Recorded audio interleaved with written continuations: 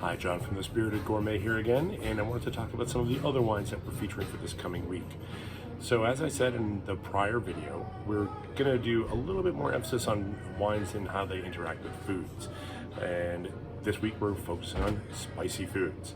Now, normally when you hear the term spicy food, you think about hot foods, like hot and spicy, like hot peppers.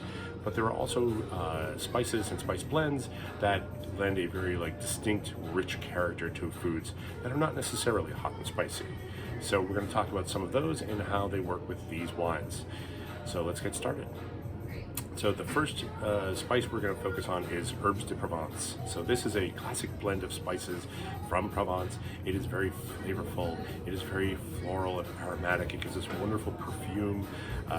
It is just a heavenly spice. And we are pairing it with Philippa Pato's 3B Blanc de Blanc.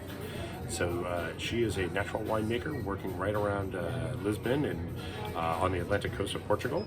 This is a blend of native grapes. There's some Pical, some Surcial, some Maria Gomes in here, all white grapes. It's a Blanc de Blanc.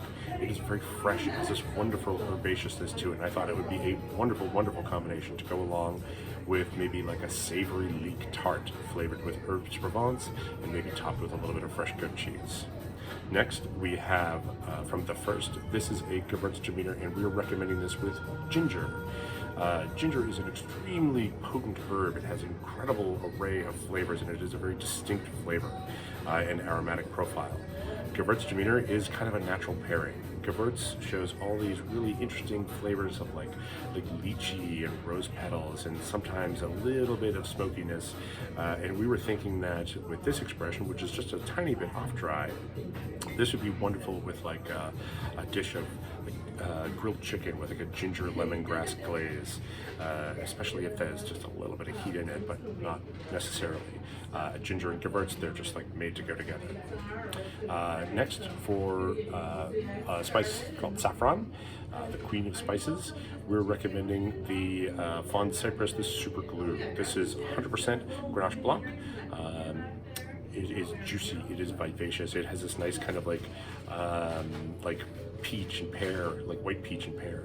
It is juicy, it has a little minerality, little hints of like thyme and citrus and even lavender.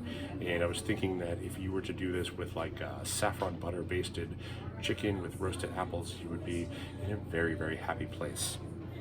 Next, onto reds. The first is from Birichino. This is the Besson Vineyard Grenache, and I'm recommending this with cinnamon. Cinnamon is a much more prevalent spice than you realize. It's all over the Middle East and Asia, North Africa. It adds complexity to savory dishes.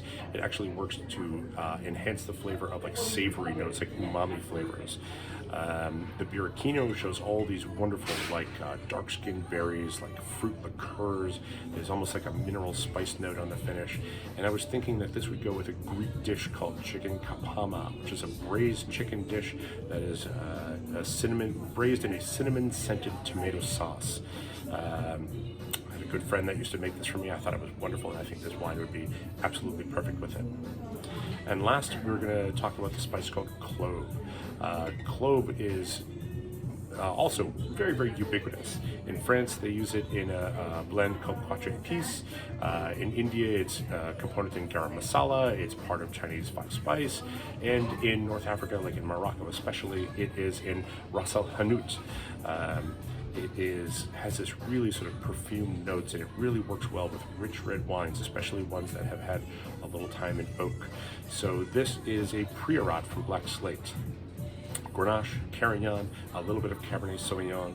This has all kinds of dark fruit notes. There's like spiciness to it, a rich, almost meaty quality. And I'm thinking that this would go beautifully with a lamb tagine, a Moroccan dish, seasoned with Ras el Hanout. I think it would just be marvelous. These are all ready to roll. I hope you get a chance to try them, and I hope we get to see you soon. Thank you so much. Bye-bye.